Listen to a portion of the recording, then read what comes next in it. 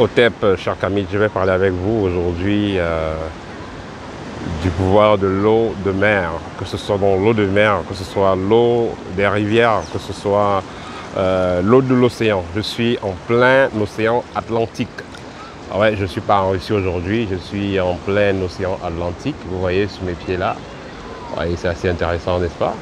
Je suis en plein océan Atlantique.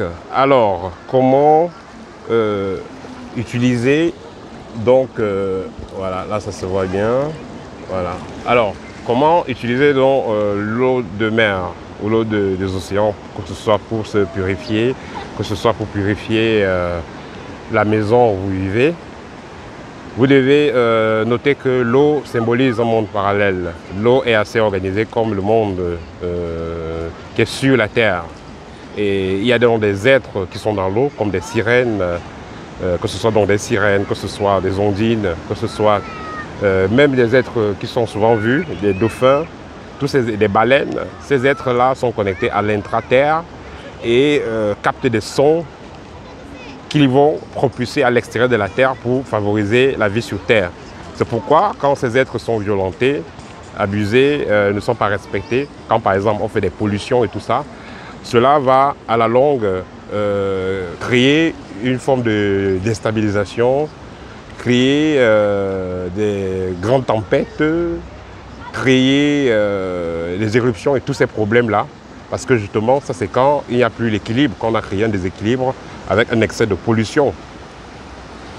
Parce qu'en polluant la mer, en polluant les cours d'eau, ça fait en sorte que ces êtres-là ne puissent plus être dans l'équilibre. Donc on crée un déséquilibre en fait. Et si on fait offense à ces êtres-là, vous savez, la nature ne connaît pas le pardon qu'on dit souvent la nature. Avec la nature, c'est l'équilibre. Donc si on a créé un déséquilibre, on doit payer les pots cassés. Donc par conséquent, ça créera des problèmes. Alors, comment utiliser donc l'eau de mer? Vous allez prendre soit une calebasse, soit un bocal avec couvercle. Vous allez vous approcher dans de l'eau. Vous le faites tôt le matin.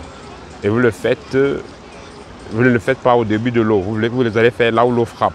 Donc, le faites là où l'eau frappe. Vous ne le faites pas là où c'est trop calme. Vous allez faire là où ça bouge. Voilà. Vous n'allez pas le faire nettement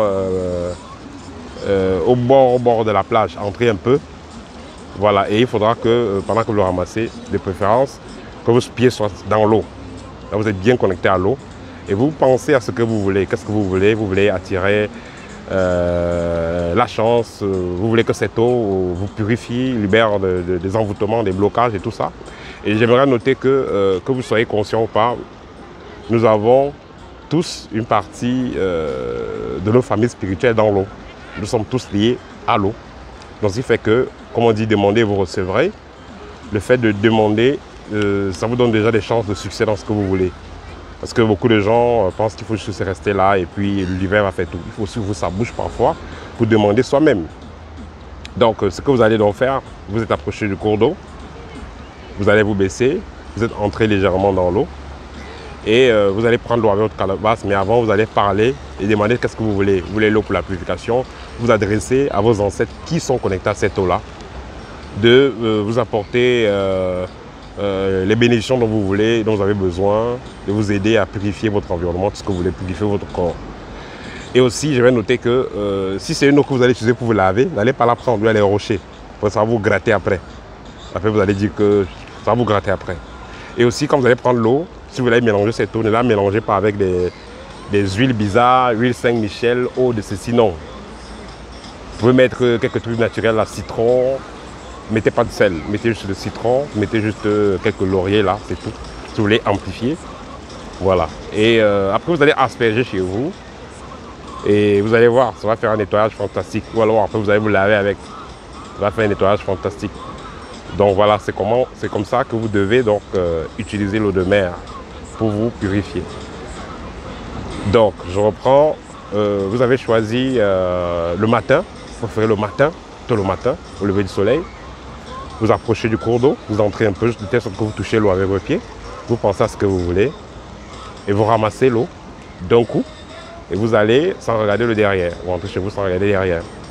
Ça vous permet de repartir avec toute cette énergie, toute cette lumière, ce rayonnement que vous avez demandé à vos ancêtres, à vos familles spirituelles qui se trouvent dans l'eau. Voilà. Donc ça, c'était le petit partage. Vous voyez, l'environnement, il est magnifique, n'est-ce pas?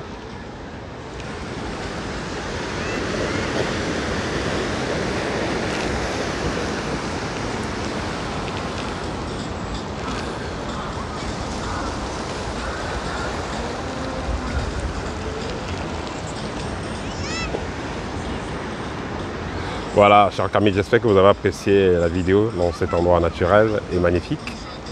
Voilà, pour ceux qui auront la possibilité, visitez-le. Cape Town, dans l'Afrique du Sud, chez nous en Afrique. Ouais, c'est en Afrique.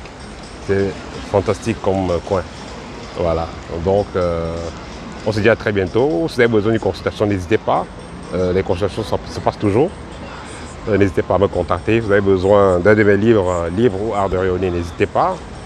Si vous avez besoin de la formation complète, également contactez-moi. Partagez la vidéo, ça va aider, on ne sait jamais. Et likez, ça va permettre de référencer la chaîne et me faire comprendre que vous aimez ce type de vidéos. Ça va m'encourager et je ferai davantage ce type de vidéos dans des reliefs intéressants. Voilà, à très bientôt, chers amis, au TEP.